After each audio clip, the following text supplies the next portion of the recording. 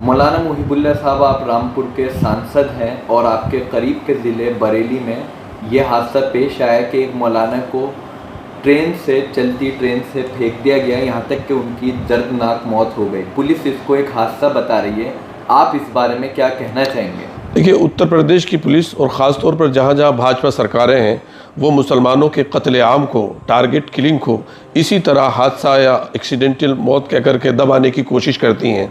मौलाना तौसीफ़ रज़ा मजहरी किशनगंज के एक मशहूर आलिम दीन है, जहाँ से हमारे जावेद साहब MP हैं।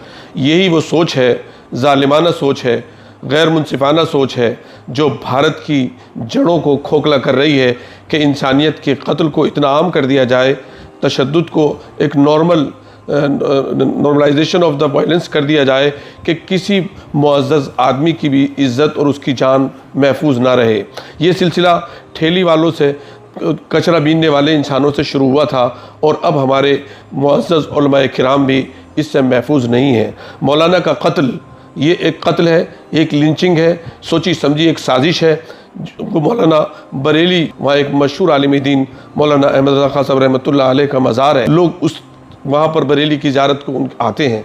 जिस तरह से मौलाना को मारा गया है और उन्होंने डाइंग स्टेटमेंट अपनी वाइफ को दिया है, और पुलिस फोरेंसिक जांच क्यों नहीं करती, CCTV क्यों नहीं खंगालती, पैसेंजर्स के स्टेटमेंट क्यों नहीं लेती, आखिर क्यों मुसलमानों के कत्ल को इतना सस्ता समझती है पुलिस?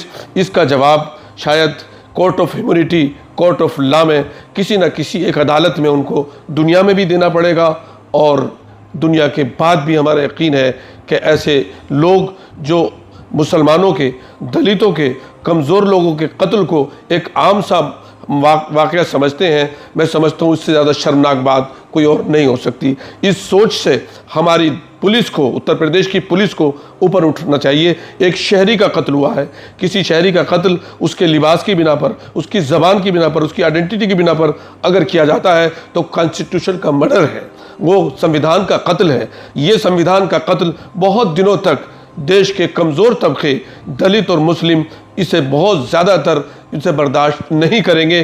किसी न किसी दिन वो इंसाफ को हासिल करने के लिए सड़कों पर भी आएंगे और अदालतें में भी जाएंगे, और कानून ने, डेमोक्रेसी ने उनको जो हक दिया है उसके लिए वो आखिर खड़ा हो जाएंगे। ये इंसानियत का कत्ल है, मानवता का कत्ल है। आखिर अगर एक कत्ल नहीं है, कितनी बार जुनैद का कत्ल हुआ, ट्रेन में हुआ, आखिर ट्रेन में कब तक किस तरह से मासूमों को मारा जाता रहेगा, उनका कत्ल किया जाता रहेगा। आखिर एजेंसियां इसके लिए, मैं उत्तर प्रदेश और रेलवे पुलिस से और होम मिनिस्टर साहब से गुजारिश करता हूं कि इसके लिए एक इन्वेस्टिगेशन टीम गठित करें ताकि इस कत्ल की जांच हो, और ये सिलसिला रुकना चाहिए। यहाँ इस तरह से नहीं होना चाहिए कि हमारी मानवता, हमारा कॉन्स्टिट्यूशन ख़त्म हो जाए। अगर मानवता ख़त्म हो गई और कॉन्स्टिट्यूशन की कोई हैसियत न रही तो मुल्क में फिर क्या बचेगा? हमारी साझा विरासत का क्या होगा? हमारी इंसानियत का क्या होगा? और हमारे जो स्कूल हैं, आखिर उनको क्या मैसेज हम देना चाहते हैं? हमारी यूनिवर्सिटियाँ इससे क्या सीखेंगी? हमारे नौजवान इससे क्या सीखेंगे? हमेशा किसी ने लिखा है कि जालिम कभी पनप नहीं सकता, जुल्म करके कभी जालिम पनप नहीं सकता।